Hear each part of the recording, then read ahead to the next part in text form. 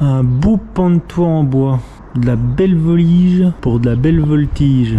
Donc celui-là est terminé. Il n'y aura plus qu'à mettre le papier. Et ça, on le fera dans vraiment pas tard. En attendant, ce qu'on va faire là, c'est qu'on va commencer à faire notre petit pignon en aglo. Qui va se trouver juste en bas, là où il y a le chef. Sur la grande poutre en béton. Bah oui, parce que si on veut poser une open, il faut bien qu'il y ait un appui ici. Jusqu'au vieux mur. Donc on est obligé de poser des aglos pour monter le pignon. Et pour qu'il y ait finalement la possibilité de faire la charpente pour faire le toit.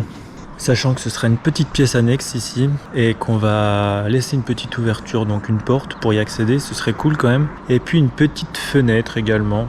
Je pense qu'on va se laisser ça pour la lumière parce que c'est exposé quand même plein sud. Donc ça va être impeccable pour une petite buanderie, cellier et peut-être un petit bout d'atelier. Vu la place qu'il y a, il y a quand même 17 mètres carrés. Ça peut être vraiment top quoi.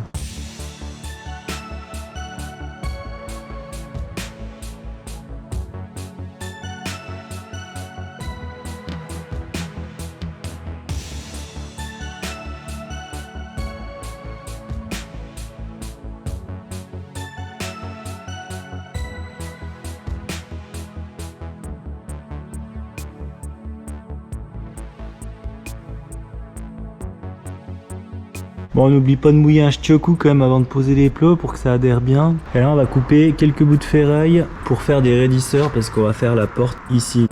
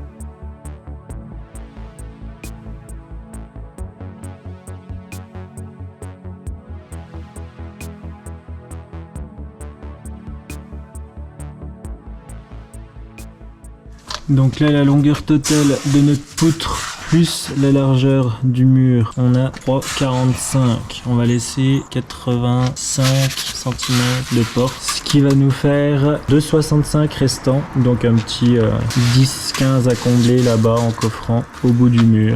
Donc on s'arrange comme on peut pour faire ça au mieux. Donc on va être reparti pour repercer et reposer nos deux petites ferrailles ici. D'ailleurs pour notre porte là du coup on a 87 de largeur brute, c'est-à-dire qu'il y a 2 cm de plus que la largeur quand elle sera finie. Donc on enlève 1 cm de chaque côté d'enduit en gros.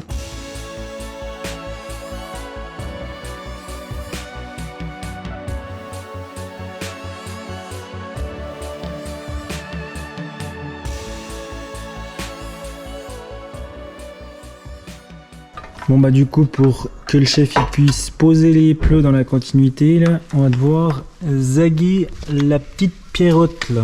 Donc un petit coup de meuleuse là et puis le reste on va essayer de le virer au burineur pour pas laisser trop de traces et que ce soit impeccable.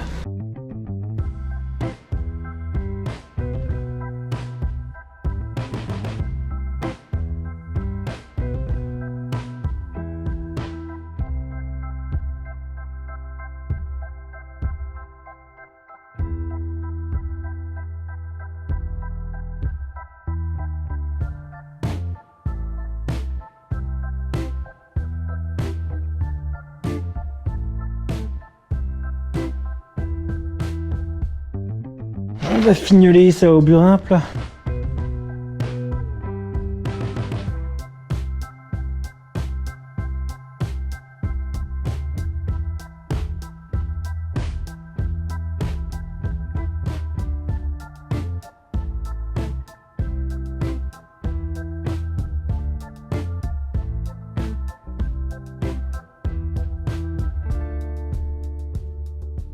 Premier rang de réglé en s'aidant de la fistoche. Donc on l'accroche aux deux extrémités.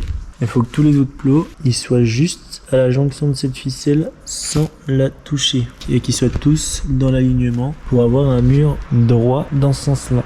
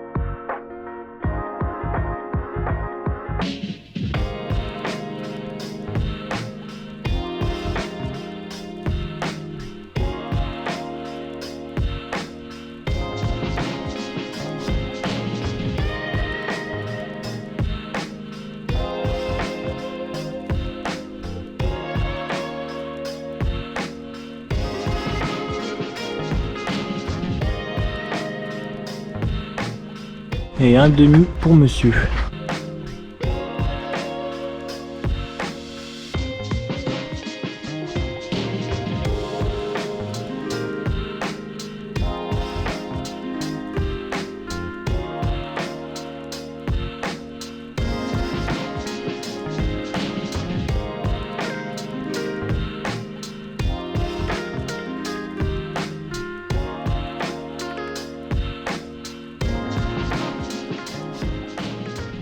Bon, on s'est décidé pour la petite fenêtre, la petite founotte. Et du coup, là, on va monter au moins 3 rangs de plots. Donc, elle fera au moins 60 de hauteur. Et elle fera au minimum 115 de large. Donc, ce sera une fenêtre type un petit peu atelier, plus large que haute. Et on va essayer de la faire le plus haut possible pour qu'on n'ait pas besoin de se baisser pour avoir la vue sur la rue, qui est quand même pas trop mal. Problème, c'est qu'en hauteur, on est limité parce qu'on aura notre pignon qui va aller de notre rase là jusqu'à notre sablière au-dessus. Donc en fait on pourra pas aller plus haut que ce pignon. Et donc le linteau, faut quand même bien le faire dans le mur. C'est pour ça qu'on est un peu limité niveau hauteur.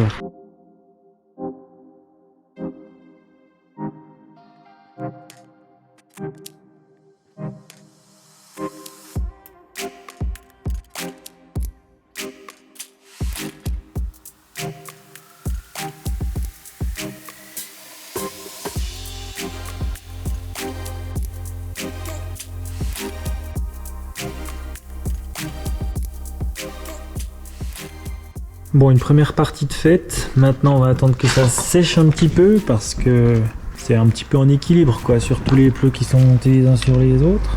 On a quand même fait des raidisseurs pour que ce soit un peu plus solide au niveau de la porte. Et puis pour pouvoir aussi fixer correctement les menuiseries. Seconde partie un peu plus tard.